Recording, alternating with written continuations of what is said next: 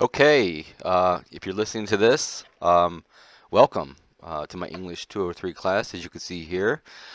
So today, I just wanted to go over the course outline and sort of also speak towards the idea of how the next couple of weeks will unfold. As we know, you're going to undergo the lectures via digital lecturing, as we're doing today. Uh, at least till the end of the 21st of next week. Um, so the way it's going to be formatted with my class, and by the way, I'm Jeremy Jackson, as you can see here, the instructor for English 203 um, here at Medicine at College. The way it's going to unfold with our class, I don't know about other classes that you might have, they might meet live, but we're not going to meet live until we come back to campus, and I foresee that happening in the relatively near future, next couple weeks out, right? I don't foresee us staying distant learning for the duration of this semester. But for this class, I'll email you every time we meet. So that's going to be Tuesday and Thursday. I'll email you a YouTube link, just like you received this YouTube link through email form. And that will be our lecture for that day. So expect by 2 p.m. every day, or every day we meet, so Tuesday and Thursday, to receive a YouTube lecture via an email from me. I will simultaneously upload that YouTube lecture to our Blackboard page under YouTube lectures on the folder to the left. Uh, Take a look at or download or print the course outline that we're going to go over today. It's within our Blackboard page under course outline, and have that handy so you can keep up with the semester and as it unfolds. We're going to get to this in a moment, but some of the dates are going to have to be change and have to be shifted forward a bit, I think by one day, because of missing the first day of class due to the restrictions for COVID-19. So here we go. English 203, Reading and Writing About Literature 2, Winter 2020, standard class. Well, this one's not standard because we're at home for the next 2 weeks. My name, Jeremy Jackson. That's my office number. That's sort of arbitrary and doesn't do us any good because I'm not in my office necessarily, and we're not meeting with traditional office hours. So what I would advise you to do in lieu of not having office hours is to email me at any point if you have any questions, concerns, or points of clarification. You can see my email right there underneath my name, jjackson@mhc.ab.ca. I'd say this all my classes. I will typically get back to you, traditionally, historically, within an hour of you emailing me, hopefully, and to sort of just give you sort of the standard for how I'll reach back to you and reply back to you. Um, yeah, the lecture is going to be typically, this one's going to be about 30 minutes. They're typically going to be 40 to 50 minutes long. So pretty standard. We wouldn't want to keep you in a video lecture for more than that. And everybody loses their attention span at some point with you rambling on. Let's take a look at this. Office hours. So those are arbitrary. That means nothing until we meet face to face. Or sorry, right here, office hours. Class Tuesday, Thursday. The room number. As you know, we're not going to have a room number. But when we do return face to face, brick and mortar at Medicine at College, office hours will be Monday through Friday, 2:15 p.m. to 1:15 p.m. Also, with regard to you email me, it could be on the weekend as well. I'll get back to you within an hour on the weekend if you have any questions or concerns. Before you email me, though, always access the course outline and see if that can provide any clarification on whatever the assignment is or whatever your question is with regard to the assignments or due dates. So just reading right from the course outline here with regard to calendar description. This course explores questions of individual, social, and cultural identity in poetry, drama, and prose literary works. So when we talk about prose, we just mean novel. With an emphasis on developing skills in close reading and critical writing. Students will examine a range of eras and cultures, covering at least one significant text by an indigenous author, which we will in this class. Note, students cannot receive credit for both English 203 and English 1152. It's a standard class, 3 credit hours. Just a quick note here, this is program delivery. May be subject to change due to health or other factors beyond Medicine College's control, as we are undergoing right now, correct? Receiving remote distance learning. Learning resources. So these are the texts you're going to have for the class. We start out, and they're in the order that they unfold for the class as they're presented. And here's a link that you can go to if you want to purchase them from the bookstore. or you could purchase them online through Amazon. You can do the ebooks. When we meet face to face, I'd rather you have the physical book in front of you, because there's going to be moments when I ask you to read a passage from your book that sort of reaches out to you and is significant for you and resonates for you. It's evocative or seductive to you, right? And then we will explore why, right? And that really helps the class sort of get into the text. And I'll do the same with, I'll bring my books to class and read from them as well and explore what they mean and how they're significant. Um, I would advise you to do both. I know it's expensive maybe to do the ebook and the physical book. I say that because we want the physical book, as I just said, but the ebook helps you do an internal search in the document so that you can find passages to help you write your essays, right? To parse from the text various passages that you want to quote.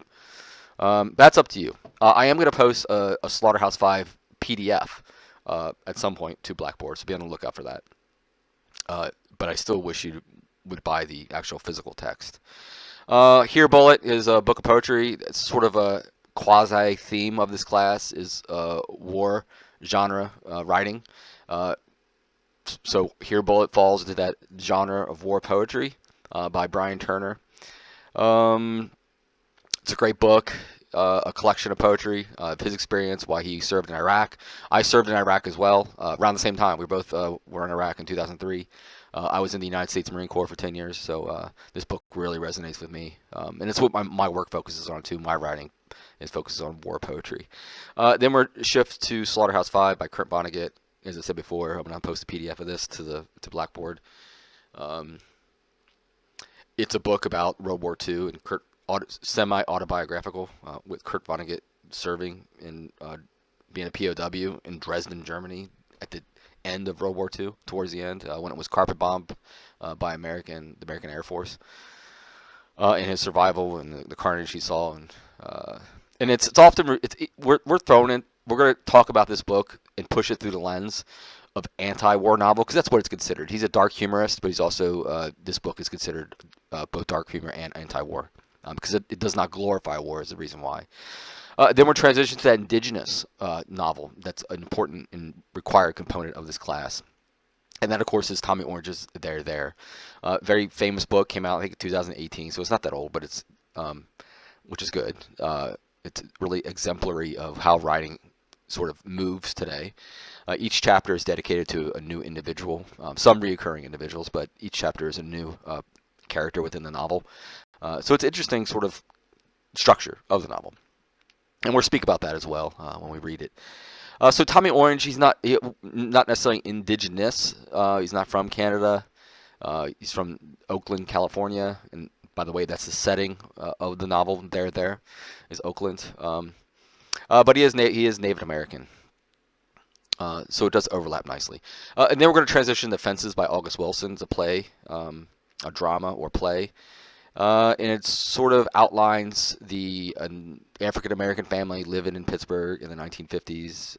The main character is a garbage man, and he wants to become the driver of the garbage truck, but the powers that be, the white power structure, sort of give him pushback. He eventually does become driver, but it sort of speaks towards that idea of the 1950s and segregation and equal rights weren't really a priority yet. It was the eve of before we had the race relations in terms of equal rights being part of our everyday life. So yeah, purchase those books. They should be at the bookstore. They might be cheaper. They're floating around campus, I'm sure. I've taught the class for a while with regard to buying it used. And yeah, or buy it off Amazon. It might be cheaper or some other source. Up to you. Course objective, learning outcomes. So the course objectives. This course offers an introduction to literature published after 1900, along with training in the essential skills needed to study and write about literature at the university level. A number of overarching questions will guide our discussions as we examine a selection of poetry, prose, again, prose, just think of novel, and drama. When you think of drama, just think of a play. How does a particular text relate to the broader cultural milieu from which it emerged? So the word milieu, it's an academic term we use in writing, and it just means the era, right, of which these texts emerged. How do these texts speak on a broader sort of level of that era that the text emerged in. Let's see. What values are seemingly at play in the text, and how might they differ from our own? What seems to make a particular text evocative or seductive to different audiences? Our discussions of this term will also focus on a specific theme. And that theme is, of course, the representation of social and personal pathology. So think of illness, the representation of illness in these books. Certainly, we're going to see that within Slaughterhouse-Five, and there, and Here Bullet. As well as, on some degree, in Fences, all of them are exemplary of that. So you can craft your essays around that very idea. How is the pathology of illness represented within the content of these books, these various artifacts and texts that we're going to read this semester? I'm going to give you lots of ideas throughout the semester of what you can write about, as each essay is due. What specific literary works tell us about where illness comes from and how it might be cured or mitigated, and even how it's represented within the text. Learning outcomes. Committed students will gain a foundational understanding of and expertise in critical reading and writing about literature published after 1900. So just looking, as you see here, we got a very detailed course content, day by day, class by class breakdown of what we're going to do, what's due.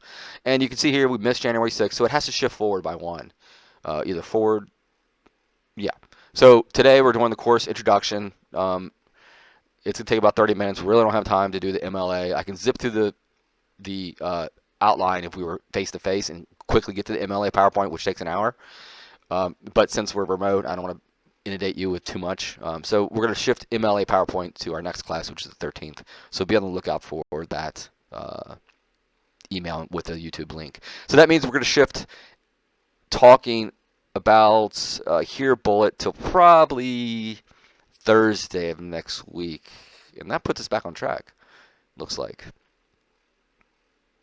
Yeah. We'll see how it unfolds. We're going to try to remain flexible, okay? As the statement says next to this asterisk up here. We may adjust the sequencing, depends on the pace of the classroom discussions, as well as, and it happens every semester. We have to shift to some degree because things arise that are unexpected, right? Okay, so I'm not going to go through all this, but I am going to go through the basic format for at least one text or 1 month, and I think that's a good way to think about it. Each text, it dedicates itself to maybe a month, maybe a little longer, maybe a little shorter, maybe with some overlap to the next text, but around a month. So once every lecture of every section of this, every book, will receive an elements lecture. So in this case, elements of poetry review. And then that'll give us a foundation of how to sort of interpret in poetry, right? On top of whatever we already know. And then we'll read the book, and then we'll move on to another book, and we'll receive an elements lecture at the beginning. So the next one will be elements of fiction. And then we read the book, we talk about the book, we participate in a discussion or in-class reader response. And then we produce an essay for each book. Yeah, so Here Bullet review, we'll have had it for a week. And then at some point, we'll have an in-class reader response. And that's simply you come into class, I provide the paper. You can do it on your own paper. I provide two printed copies of 2 questions, maybe 3. You pick one, and you write about it. You have the entire class to write about it, so a little over an hour. And you just respond to it in class. Doesn't have to adhere to MLA, Modern Language Association, because you're just handwriting it. I understand that, but it will be single-spaced and it has to be 1 page at least. And you're citing from the book, whatever book it is that we're reading, for that particular reader response. For the first reader response, you're going to respond to any question that I ask about Here Bullet, the book collection of poetry by Brian Turner. And then we'll continue to sort of expand. You can see on the 25th, if we actually are on the 25th at that point, we're expanding the idea of war poetry as a genre. We'll look at World War II war poetry. We'll look at some more global war on terrorism, the war that I was in, poetry. And we'll look at what's called post 9/11 poetry, because poetry sort of shifted in some ways how we represented the occurrence of 9/11 when the Twin Towers were destroyed. Let's see. So then you can see now we're at the end of the month, almost at the beginning of February, and we moved on to elements of fiction, right? We'll receive that lecture, and then in the next class, we'll actually talk about Slaughterhouse-Five. In the next class, we'll explore Slaughterhouse-Five again. And that component of the class is you come to the class having read at least by February 1st, haven't read the first half of the book. I think it's a little over 200 pages. It's not a very long novel, and it's packed full of information, which is one of the interesting and fascinating things about the novel. How much information is in the novel, despite it being not that long. So you come to class February 1st, have sort of read the first half of the novel at least. Most of you probably have all of it read. And then maybe a passage. I'm going to ask you to bring a passage that you feel as if is evocative or resonates with you, reaches out to you, and they're going to share it. If we're face to face, otherwise we're at the post at the Blackboard. In the same way with this in-class reader response, if it is January 20th, we're going to have to post at the Blackboard instead of, because we're not going to be face to face at that point, right? So I'll send you instructions that day, that morning, so you have the whole day to do it. And that makes it even better for you, right? Because now instead of an hour to get this done, you have the whole day till midnight. I'll send you the instructions on how to log into Blackboard and go to our page and how to respond to the first reader response. So we dedicate a couple classes to reading the novel, and then you can see February 8th, your short essay is due via Blackboard, and then we talk about literary theory, which will become an important component within this class, literary theory, and there's many of them. I say it's an important component, literary theory, literary critical theory with regard to literature, because it's a subject matter that is important and urgent. You know, how we press, what kind of prism do we press the literature through in terms with regard to our interpretation of it. And it allows you, secondly, it allows you to sort of, that can be what you write about within your essay. So, for example, we might talk about postmodernism, postmodern literature, postmodern poetry, right? And that could be something you can sort of speak about within your essay. You know, Here Bullet is widely considered Brian Turner's seminal collection of poetry. Here Bullet is considered to be part of the postmodern literary tradition, right? And it is. So is Slaughterhouse-Five. And then, you know, I'm going to give you plenty of examples of why it is. But that could be your thesis statement, right, for your short essay number 1, if that's what you want to explore. So we stay with Slaughterhouse-Five for a couple more classes, and then we move on to the second novel, There. And then we have no class, the reading week, February 22nd to the 24th. Then March 1st, as soon as we come back, in-class reader response number 2. And that will be face-to-face most likely, I'm confident of. So we'll do it within class. March 3rd, There, review continues. Talk about elements of novel. Okay, so you can start to see how it unfolds.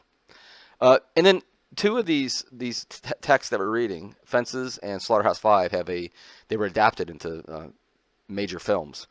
So we're going to watch those. I think the adaptation could be it really hammers home the various concepts of the texts. So I think it's important counterpoint to reading the books. Instructional techniques, just looking at what is expected for your short essays, your in-class reader response, and our Blackboard discussions, etc. So short essays, 3 to 5 pages long, double-spaced, MLA formatting style. It must be MLA formatting style. It cannot be APA. I know we use that in other classes and other formatting styles in other classes like Chicago. This has to be MLA formatting style, Modern Language Association formatting style. That's going to be a major component, not only the content of what you write about and how you're able to sort of provide evidence to your thesis statement, but also if you're adhering to MLA formatting style. And then the short essays will have one primary source, which is the book we're reading. So if it was you writing about Slaughterhouse-Five, that would be your primary source, and your secondary sources, your 2 secondary sources that are required, at a minimum, you could do more, must come from outside authorities who are talking about or discussing, the book, the novel, or the collection of poetry, or the drama. Then we have in-class reader response. That's a 1-page minimum, 1 primary source. So it's just the primary source is just the book that you're pulling quotes from. Slaughterhouse-Five, There, Brian Turner's collection of poetry, Here Bullet, or Fences.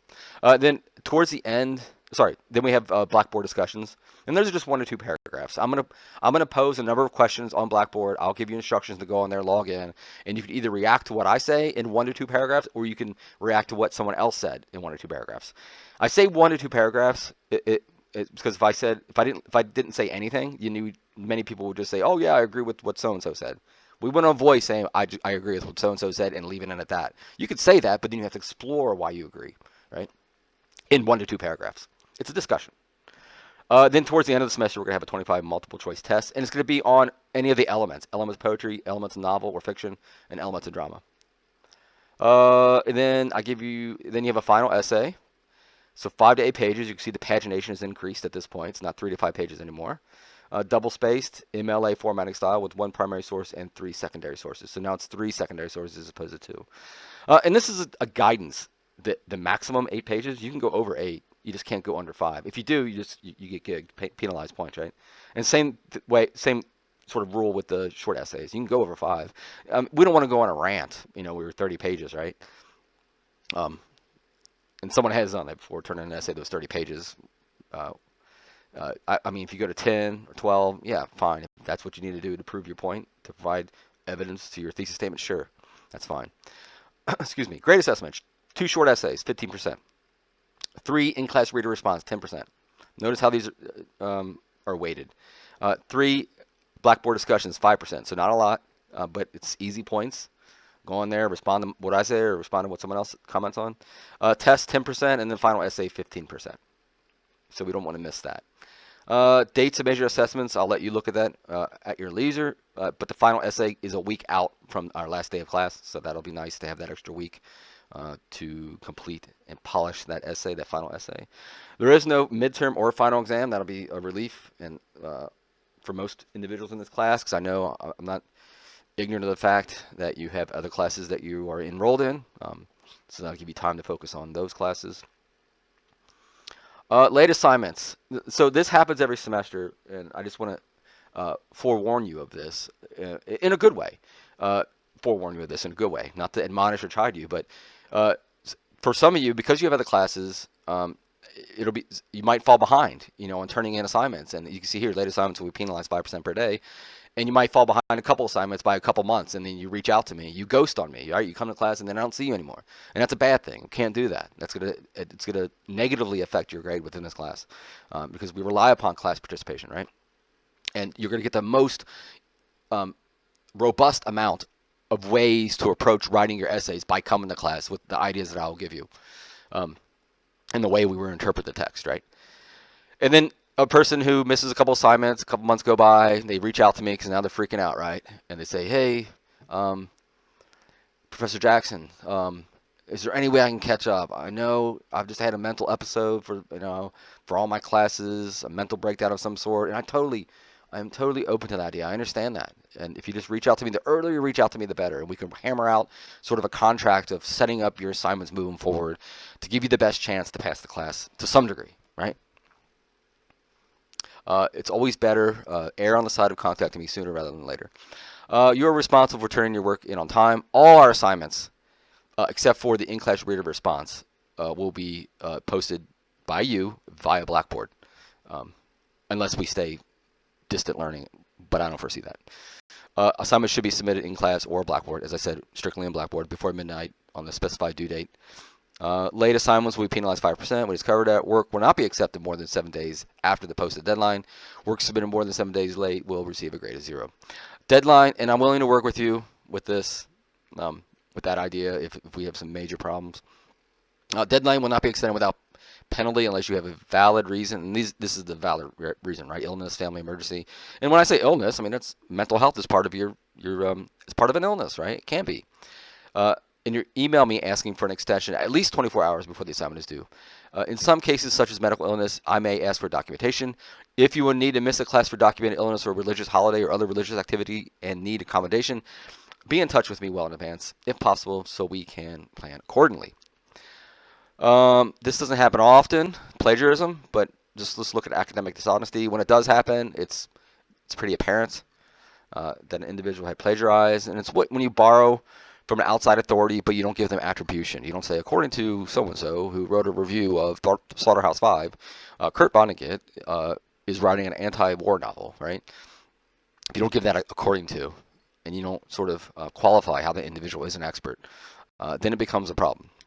Then it makes me think it's your words and your language and your idea, and then I have to go out there and look to make sure it is, and then I find out it's not. So please avoid that. Plagiarism and cheating are serious offenses and may be punished by failure in exam, paper, or project, failure in course, and or expulsion from the course.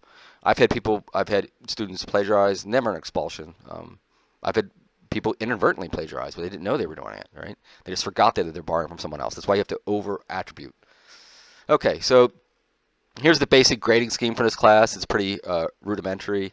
We're going to go over to a rubric um, either this week or next week, probably next week, or maybe after a week after that. And I'm going to post it to Blackboard. You can look at it whenever you have time. And it really it breaks down what an A paper is versus B versus C versus a D. You know, what I think should be in the paper and how it should be written. Let's see. So if you look at the grade scheme here, I mean, it's pretty generous with regard to what is categorized as an A. An A plus all the way to an A minus. Is it expansive from 100 to 80? So 20 points. I think that's pretty generous.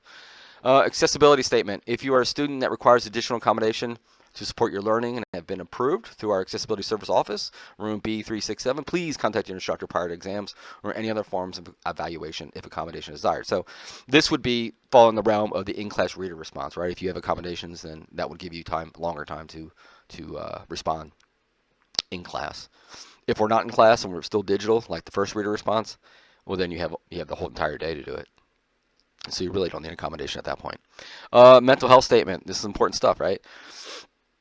Medicine College recognizes the importance of student mental health and well-being and has many resources available for supporting students throughout their academic journey. And I'm going to implore you to use these if need be.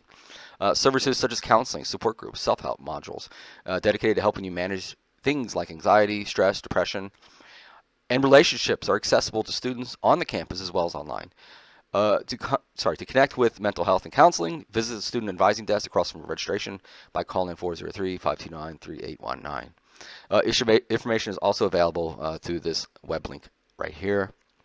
In addition, the Student at-Risk Support Team, SARS, is here to respond to concerns around mental health and physical well-being, security, and academic issues, offering additional intervention and connecting students with appropriate resources on campus at this link here. So I implore you, gravitate towards these mental health outlets that will help you with it and help mitigate that if need be, right? And the best way to stay on top of your mental health is to stay proactive and productive, right? Don't let too many assignments build up that are due the next day. And now you're sitting down to write a 3 to 5 page essay, and it's going to show if you do within your work, right? Within the content, the quality of the content when you turn it in. Don't sit down the night before and write that 3 to 5 page essay. And then you realize that you have another essay and another class due, and now the quality of work is really starting to strain. And then you can see your mental health will start to wane at that point, and we don't want that.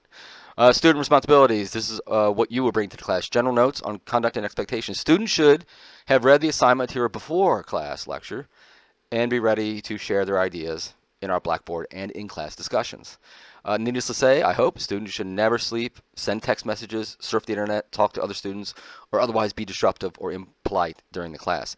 If you cannot refrain from doing these things, you should not attend the class. And I don't know why this is even in here. You should not attend the class. No, you should. Just refrain from engaging in something that's outside the realm of what we're discussing in the class. And I'm going to ask you to participate in the class discussions too. Right? I'm going to call you out. I'm going to pose a question about the text. No one's going to respond, and I'm just going to have to individually call you out to respond. But it will only help us in the long run understanding these texts. Only students who have received an accommodation through the Accessibility Service office are permitted to make a video or sound recordings of any part of this class. Students are responsible for frequently checking their Minnesota College email, and that'll be very important for this class because I'll give you updates, changes to the schedule, and I'll also email you instructions for uploading your assignments to Blackboard. And class Blackboard in order to remain current with administrative and academic notifications. So Blackboard will become an important part of this class, as will our email for our communication to each other. And remember, you can email me at any time. If you find yourself struggling in the course, do come by and see me during office hours. In this case, just email me until we get back to face-to-face on Medicine College campus to discuss potential remedies and accommodations. Okay, that's it. I suspect this class will run well. I think you're going to get a lot of interesting ideas. And enjoyment from these texts that I've chosen for this class. Please, as I said before, email me if you have any questions, concerns, or otherwise need a question fielded for any reason, and I'll get back to you as soon as possible. All right? So take care. Look for an email link just like this one for Thursday. Talk to you later. Bye.